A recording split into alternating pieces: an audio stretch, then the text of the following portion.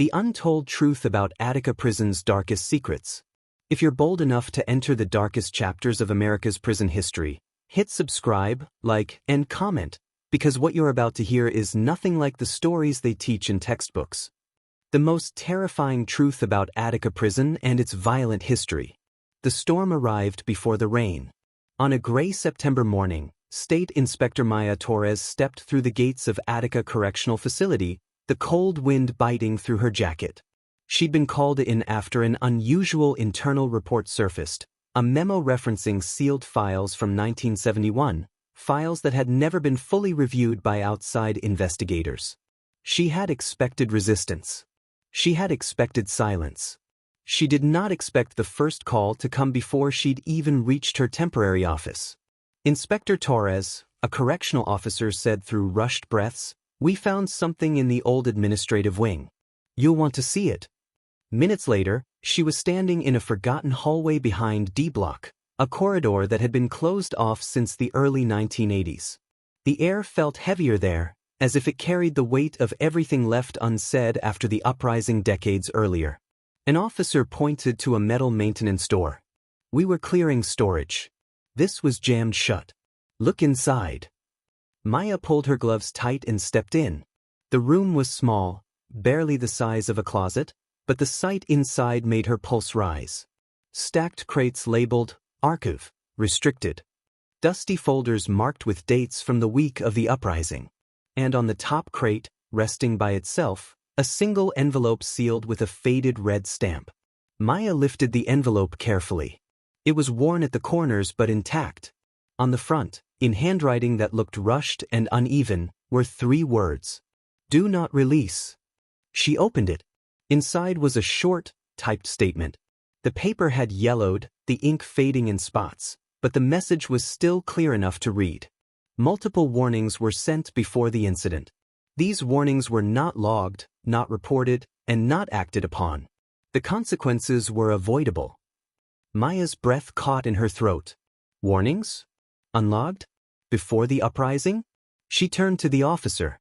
"Who else has seen this?" "No one," he said. "We stopped as soon as we found it." Maya placed the paper back inside the envelope, forcing her hands to stop trembling. She had studied Attica's documented history for years, the overcrowded conditions, the days of negotiations, the tragic retaking. But the official records had always been fragmented, inconsistent, filled with statements that contradicted one another. This message wasn't part of any file she had ever seen. That meant it had been hidden. She returned to the crates. The top one had a fractured lock hanging loosely. Inside were stacks of memoranda, incident reports, handwritten notes, and transcripts of interviews from staff who had worked inside the prison in the months leading to the uprising. Many files were labeled unverified. Some were labeled unauthorized. One folder simply said redacted.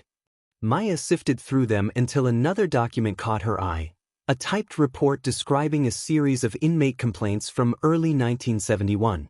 Issues about sanitation, overcrowding, lack of medical access, and prolonged lockdown hours. Complaints that matched what would later be cited as the catalyst for the uprising.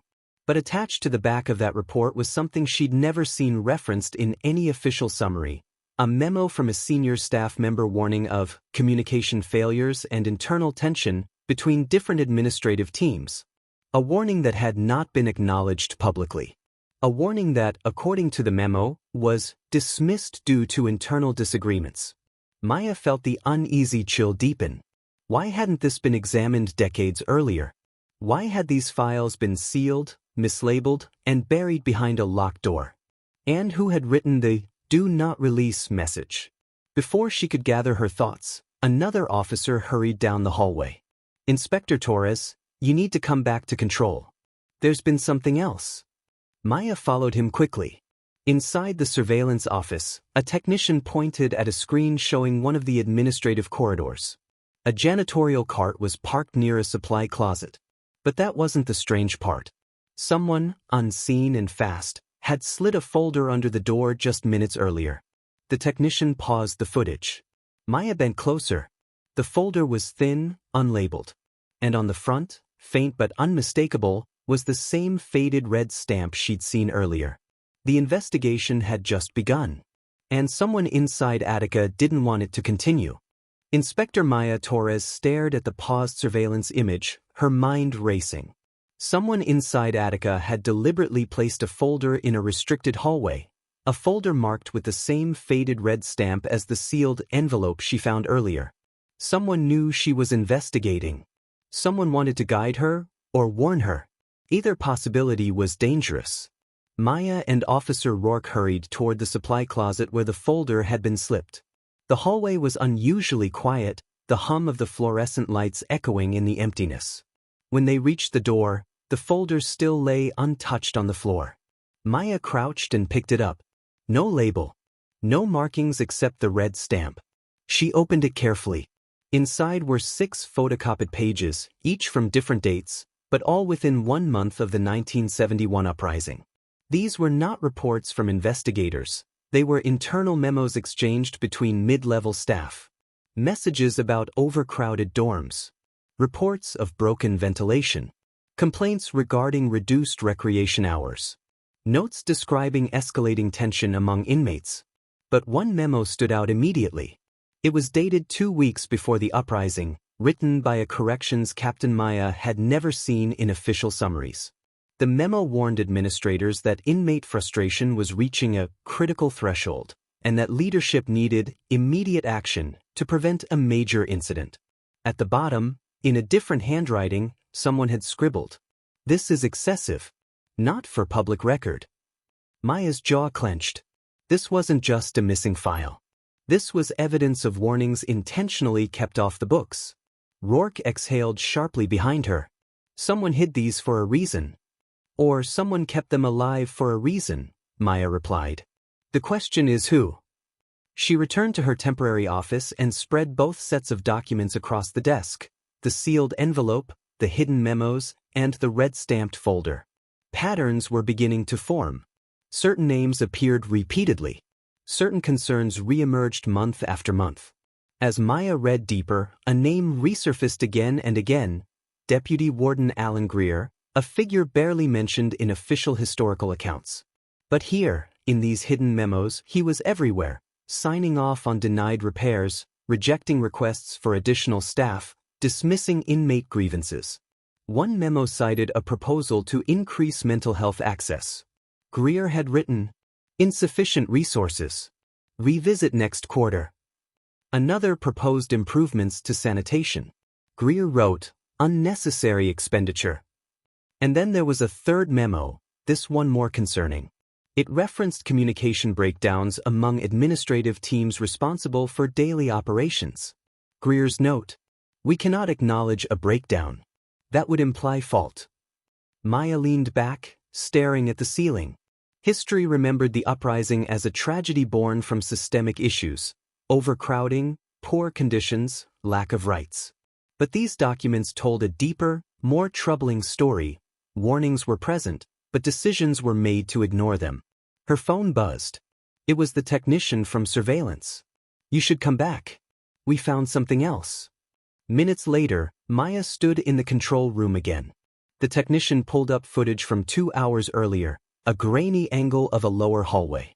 A figure moved quickly through the frame. A staff member, wearing standard uniform, carrying a stack of old files.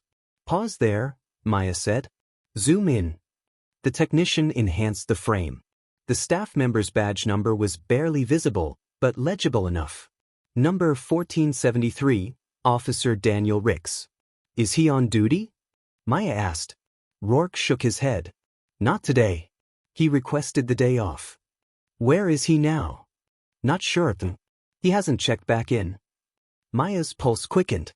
The same officer who pushed the folder under the door? A staff member with access to restricted areas? Someone who knew exactly where the old archives were stored? Before she could speak, another alert flashed across the monitors. A door alarm had been triggered, one from the West Archive Wing, a building that hadn't been used in decades. One no one should be entering without clearance. "Seal the area," Maya said sharply. "Now." Officers moved quickly, but Maya was already heading toward the long-abandoned wing. The hallway leading there felt colder, the lights dimmer, as if the building itself remembered its past. When she reached the archive door, she noticed something chilling. The old padlock was broken. The door stood open a few inches. And inside, someone had left a trail of old papers leading deeper into the darkness. Not scattered, not dropped, but placed one by one, forming a path. It was an invitation. Or a challenge. Maya stepped inside, heart pounding. Whatever truth had been hidden at Attica, someone was still protecting it. And someone else was determined to reveal it. This isn't just history, she whispered to herself. This is unfinished business. The West Archive wing of Attica felt like a place time had abandoned. Dust floated in the air like drifting ash. The hallway buzzed with a faint electrical hum, the old fluorescent bulbs fighting to stay alive. Inspector Maya Torres stepped cautiously over the papers placed on the floor, each one intentionally spaced, leading her deeper into the forgotten storage rooms. Officer Rourke stayed a few steps behind her, flashlight raised.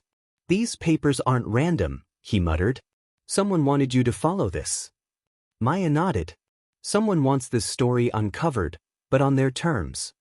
The trail ended at the final door on the right. A metal plate above it read Archive 3B, Staff Review Only. The lock had been snapped cleanly. Maya pushed the door open. Inside was a narrow room lined with tall filing cabinets. Old boxes sat stacked in the corners, some labeled, others covered in dust so thick it muted the writing beneath. But the center of the room was clear, intentionally cleared, as if someone had prepared it for her. A single box sat on a small table. Maya approached slowly. The box was labeled ACF Internal, Sept 71, Unsubmitted Materials. Her breath caught. "Rourke," she whispered, "these were never turned in." She lifted the box lid. Inside were folders, loose pages, and several sealed envelopes. She pulled out the top file, a set of handwritten staff journal entries from the weeks leading to the uprising. One entry made her stop cold. 15 men raised concerns today about overcrowding and sanitation. They asked for a meeting. I passed the message up. No response. Officer Ricks. Maya's eyes widened. Ricks? The same officer we saw on camera today? She asked. Rourke swallowed. Looks like it. Another entry read, rumors spreading among inmates about negotiations being ignored. Morale is falling. Several staff have expressed fear things will escalate. Another. I overheard senior leadership arguing about what information should be documented. Some of them don't want certain reports logged. The entries ended abruptly 4 days before the uprising, with a final note. This place is going to explode. And no one wants their name on the warning that predicted it. Maya placed the journal down, pulse quickening. For decades, the narrative had been incomplete, fragmented by conflicting accounts, oversight failures, and secrecy. But these journals filled in the missing pieces. Warnings existed. Decisions were made. Responsibility was blurred. She reached into the box again. Another envelope. Another faded red stamp. Inside was a typed statement, and signed. We were told to keep quiet. To protect the institution first.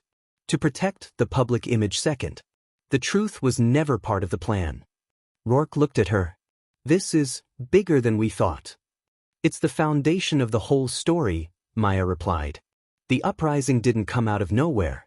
It was predicted, documented, ignored. Before they could continue, Maya's radio crackled. Inspector Torres, this is Control.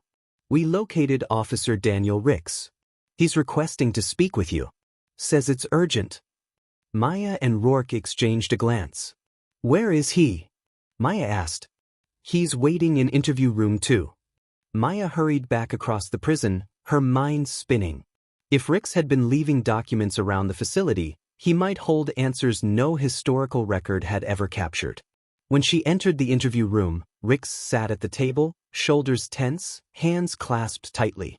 You found the box, he said quietly. Maya sat across from him. You left it there?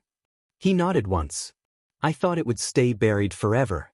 But when I saw you reviewing the old wing, I knew this was the only chance. Why now? Maya asked. Why come forward?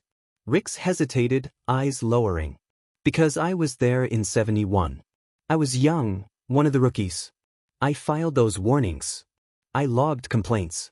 I begged for someone to listen. He paused. But the administration made a decision. They said acknowledging the problems would make them responsible for the outcome. So the reports were hidden, Maya said. Yes, Rix whispered. And after the uprising, after everything that happened, they told us to never speak of it again. They sealed the files. Removed names. Changed summaries. Maya felt the weight of every word.